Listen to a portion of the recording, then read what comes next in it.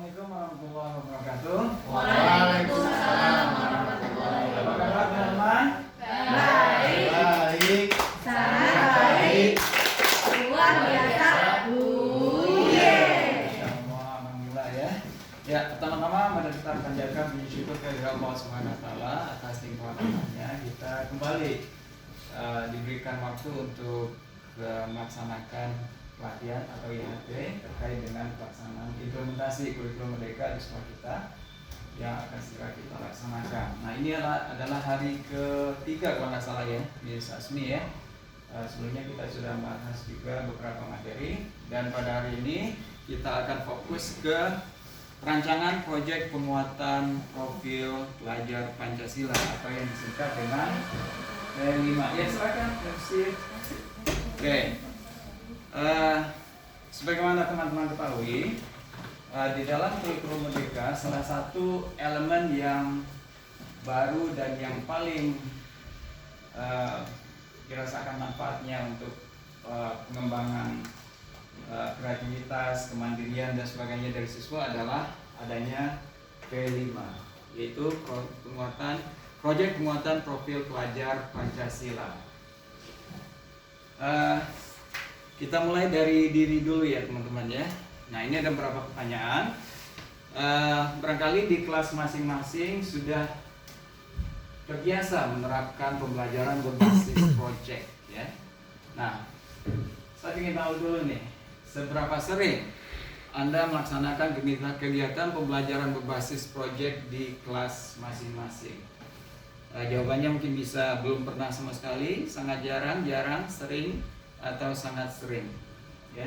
Kita mulai dengan kelas 1 dulu. Miss Kiki, kira-kira berapa sering?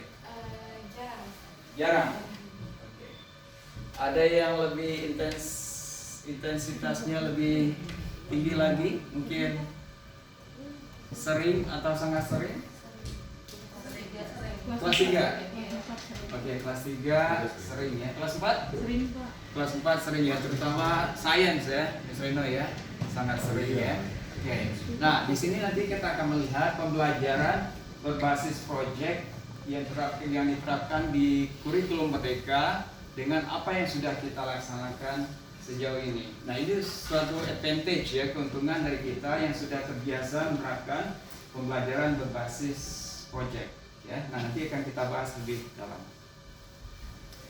Oke, kemudian sejauh mana Anda mengetahui apa yang dimaksud dengan proyek penguatan profil pelajar Pancasila? Ada yang bisa jawab?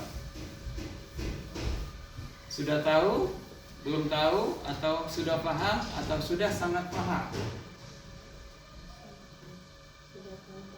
Yes, Pak? Sudah tahu tapi belum paham banget. Sudah tahu tapi belum paham banget ya. Oke. Iya. Oke, mungkin pertanyaan selanjutnya. Apa yang Anda ketahui mengenai proyek penguatan profil pelajar Pancasila? Nah, sejauh yang Miss Tufa ketahui, seperti apa?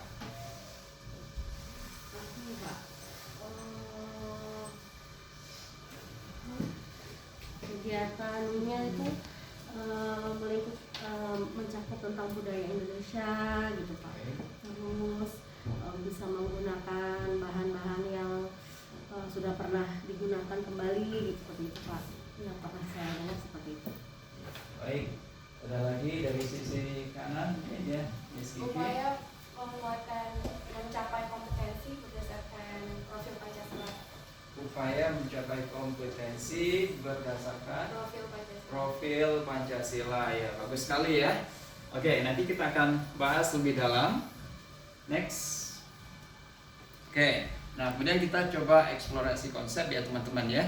Nah, profil pelajar Pancasila mungkin di sini bisa dibaca sendiri. Cuman di sini saya ingin meng-highlight beberapa kalimat atau kata yang di stabilo kuning, hijau dan biru ya. Profil pelajar Pancasila merupakan pelajar sepanjang hayat yang kompeten dan memiliki karakter sesuai nilai-nilai Pancasila. Nah, pernyataan ini memuat 3 kata kunci. Yang pertama adalah pelajar sepanjang hayat, kompeten dan nilai-nilai Pancasila. Yang dimaksud dengan pelajar sepanjang hayat adalah belajar seumur hidup. Dari kan ada istilah ya, belajarlah atau tuntutlah ilmu mulai dari Buaya. buayan sampai Liang lahat. ke liang lahat. Jadi artinya sepanjang hidup kita harus senantiasa mengupgrade atau menimba ilmu. Nah kemudian kompeten, ya barangkali teman-teman sudah tahu ya, kompeten adalah kecakapan atau kemampuan dalam berbagai hal ya, tidak hanya yang terkait dengan hal kognitif, tetapi juga yang non kognitif. Seperti apa? Keterampilan misalnya yang tidak diajar di kelas ya, life skills mungkin lebih tepatnya ya, atau soft skills. Nah itu juga perlu dikembangkan ya.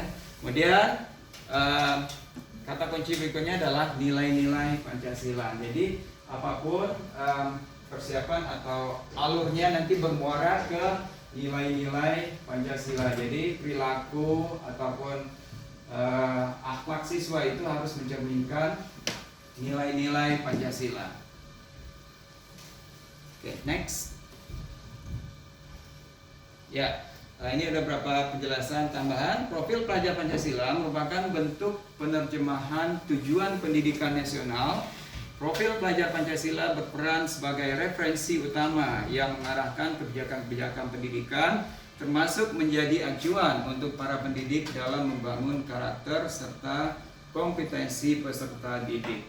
Ya, ini kita skip aja ya. Oke, nah kita lanjut ke permasalahan inti ya. Profil pelajar Pancasila. Kita mulai dari ini aja. Tolong ini di skip dulu. Ya, setidaknya ada 6 ya, ada 6 dimensi yang termasuk di dalam profil pelajar Pancasila. Nah, kira-kira siapa yang bisa menyebutkan 6 dimensi tersebut?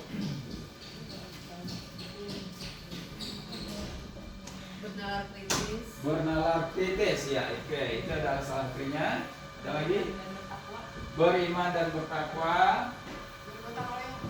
Bergotong royong, oke. Berkebinekaan global. Berkebinekaan tunggal. Global. Oh, berkebinekaan global, ya. Kreatif. Oke. Satu lagi. Oke. Mandiri. Ya. Jadi ada 6 ya. Nah kalau kita urutkan, saya tidak paham ya urutannya itu yang benar apa yang mana. Kalau saya sih untuk memudahkan menghafalnya itu rumusnya B3 M, kemudian B3 lagi K. Jadi B3 pertama itu yang dimensi pertama ya. Beriman, berketuhanan yang Maha Esa dan berakhlak mulia. Itu udah B3. Dilanjut dengan M, apa ya? Mandiri. Gampang kan? Lanjut lagi B3, di breakout satu-satu. B, bergotong royong, berkebinekaan global, berakhlak dan K. Bisa diulang lagi? Beriman, berketuhanan yang Maha Esa, berakhlak mulia. Lanjut M.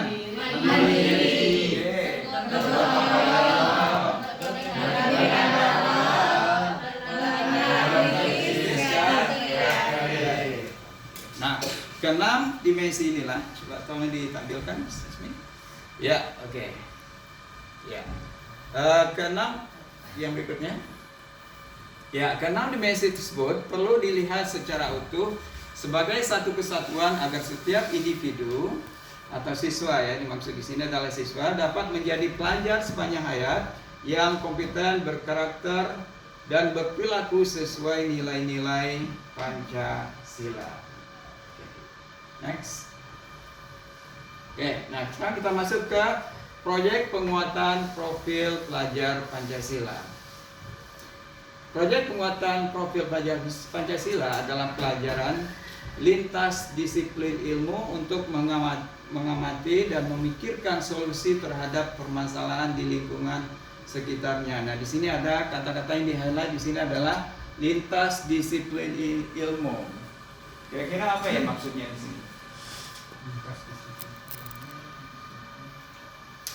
Mungkin maksudnya kolaboratif itu. Kolaboratif. Jadi artinya proyek ini tidak terkait dengan mata pelajaran tertentu ya. Jadi kolaboratif. Nah, disinilah diperlukan adanya kerjasama antara guru-guru wali kelas dengan guru-guru bidang studi. Tidak hanya itu, nanti ada beberapa proyek yang juga membutuhkan kolaborasi dengan pihak luar, ya.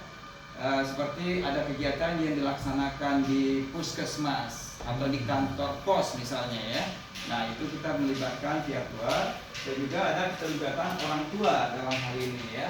Seperti penyediaan hal yang kita inginkan atau kita butuhkan terkait dengan proyek tersebut, dan juga tidak menutup kemungkinan kita akan mengundang orang tua hadir di sekolah bersama-sama siswa melaksanakan proyek tersebut bersama-sama ya. Sebagai contoh mungkin nanti kalau ada kaitannya dengan profesi, nah gampang saja kita nanti kan agak terbatas dalam mencari narasumber atau mungkin profesi-profesi yang akan kita tampilkan atau kita hadapkan ke siswa nanti ya. Nah, jadi nanti kita minta orang tua, saya yakin orang tua itu mempunyai profesi yang bermacam-macam. Nanti kita bisa mengundang mereka sebagai narasumber. Baik, kemudian proyek penguatan profil pelajar Pancasila menggunakan pendekatan pembelajaran berbasis proyek. Nah, ini untungnya di sekolah kita sudah terbiasa melaksanakan pembelajaran berbasis proyek. Nah, namun di sini kata kuncinya adalah tadi kolaboratif, ya. Yang selama ini yang terbiasa kita lakukan adalah per mata pelajaran, ya. Nah, nanti akan kita coba koneksikan atau integrasikan dengan mata-mata pelajaran lainnya, ya. Jadi semua guru di grade tersebut, katakan grade 1 dan grade 4 itu harus terlibat atau ikut aktif dalam program P5 ini. Nanti kita akan mencoba membreakdown lagi kira-kira alur dari pembelajaran itu seperti apa, bagian dari guru bidang studi apa, yaitu nanti akan mengampu atau membahas permasalahan atau bagian-bagian mana. Nanti akan kita coba bahas bersama-sama. Kira-kira udah cukup ya? 12 menit ini, Pak. Ya. Stop aja. Oke. Baik,